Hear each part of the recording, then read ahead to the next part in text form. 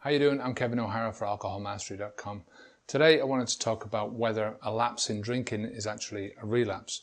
Now this is from a message that I got through email, and this guy actually says there's a lot of so-called experts out there who many have never had a problem with alcohol that widely put out the theory that a lapse doesn't mean to have a relapse. We both know that's bullshit.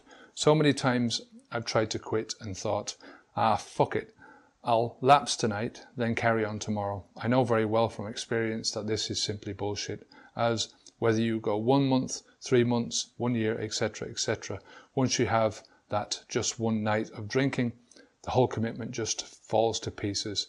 It may be a week or 2 weeks or whatever before the process very quickly lands you back to square one and you have to start all over again. I believe this whole lapse thing is a complete myth, as I'm sure you will agree, but hearing from your words will not only make a huge difference to me, but I'm sure many others also who listen, these so-called experts with no actual experience themselves of the problem. Would be really good, not just for me, but for others, if you could point this out in one of your future videos. A commitment is a commitment, and once that seal is broken, it's broken. So there's a couple of ways of looking at this, right? From the first perspective, yes, you've made a commitment at the beginning. You've made that commitment to go forward. You're not going to drink anymore. And, you know, making a commitment to yourself is one of the strongest things that you can do to keep yourself going, right? But the second thing is that once you made that commitment, if you actually make a mistake and you take a drink, right? You know, you don't know what's going to happen in the future. You don't know how you're going to deal with certain situations, and you know, mistakes happen. People actually do go into make a mistake and they have a drink, and you know, you can't look at this like it's an all or nothing proposal. You know, so what I'm talking about there is, if somebody says, well, I've had this drink now, that's it, right? I might as well drink for the rest of the night, or you know, I've had a drink now and it just proves that I'm a failure, or I've had a drink now, I might as well drink for the week, or there's a party coming up now, so I might as well stay drinking now, you know, until that party. And that's where the danger lies. It's not in having the single relapse. The single relapse, you know, could be just a sip. You know, it could be just that you're going down to the shop and you're overwhelmed and you're in a bad mood and you buy a bottle of wine, or you buy a 6-pack of beer. You know, you have to remember that there's a lot of stages, right, between you thinking about it and thinking about, well, I'd love a beer now, and actually going down and, you know, going through the whole process of buying the beer and bringing it back and opening it and drinking it. You know, there's a lot of stages in between that, a lot of thinking stages, right, where you've got your own power to make the choice not to do it, right? So you could actually go to the stage of even drinking, you know, and taking a sip of alcohol. You could drink a sip and then go, what am I doing? You know, this is totally mental. You know, this is completely against what I've done. And whether you've taken it one drink or whether if you've taken 1 month, or you've gone 2 months, or 6 months, or a year, or 5 years, you know, we can have these mental farts, you know, mental brain farts that just can happen, you know, like maybe something really bad has happened to you, or maybe you're just under complete stress, and this is, your brain is just telling you to do this thing. Now, what I'm saying is that just because you've taken a sip, right, just because you've had a drink, even if you've had a drink for the whole night and you've got pissed and you've got the doozy of a hangover the next day, it doesn't mean to say that you're starting back from fresh again. I've always said this, you know, it's a stupid way of thinking about things.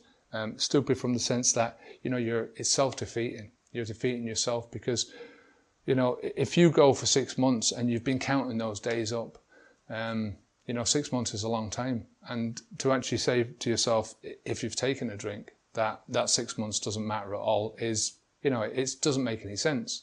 You know, it's irrational thinking. So what you've got to do is you've got to sort of examine yourself, examine where you are, think about things.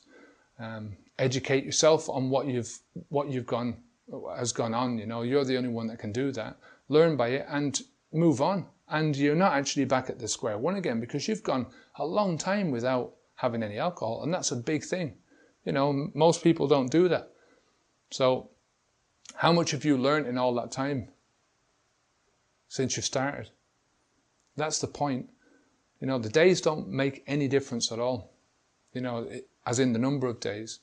You know, counting the days don't make any difference. And, you know, getting to that stage where you're thinking, well, you know, this is it. I'm sort of back to square one again. That doesn't make any sense. So, you know, if you do have a lapse in judgment, you know, think about it as you've taken a little slip off the road. But you don't actually magically go back to the beginning of the road. You get back on the road exactly where you've left it. You know, it's not, you know, this is the only area of life where we think that by some magic force, that because we've fallen off a little bit, that we're all the way back to the starting line again. This is not a game, right? It's not, somebody else hasn't made the rules up. This is reality. And in reality, when you fall off any track, unless you fall down a cliff, in which case you're screwed, right? In reality, if you fall off any track, you know, you're right there beside the track where you left it. So you get back on the track and you continue your journey. You know, and I'm not saying you have to think, well, nothing's happened and brush it underneath the carpet. You've got to think about it, and you've got to think why you are here, why, what got you to the place where you thought that having a drink was all right for you, you know. But, you know, it's this kind of thinking that stops people in the long term from doing many things in their life. Not just this type of thing, right? Not just drinking.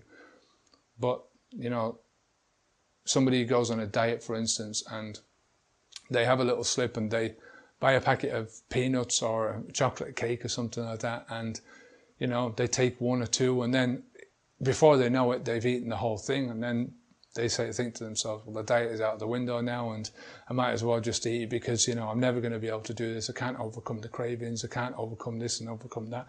Life happens, you know, this happens. You know, life is just, it's going to be one series of challenges after another. That's what makes life good. It's what makes life great. It's what makes, you know, pushing yourself into the future great, because, you know, it's these challenges that build you up as a person. You know, it's these challenges in life which are the bones, the backbone, and the foundations for any successful life. So, look, if you have any comments about that, any comments or questions, leave them down below. If you want over to the website, sign up for the newsletter. There's a video every day going out, so you can sign up for that and you'll get one email into your inbox every morning. And until next time, stay safe, keep the alcohol out of your mouth. I'm Kevin O'Hara for alcoholmastery.com. Onwards and upwards.